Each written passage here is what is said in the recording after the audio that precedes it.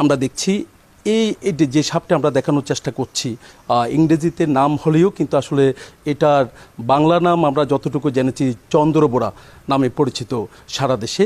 তবে এটি রাজশাহী, চাঁপাইনবাবগঞ্জ সহ বিভিন্ন জায়গায় একেবারে শুকনো জায়গায়, পানিতে না শুকনো জায়গায় থাকার কথা রয়েছে। গবেষক যারা আছে, যারা এটা নিয়ে গবেষণা করছেন, তারা যেমনটা জানিয়েছেন।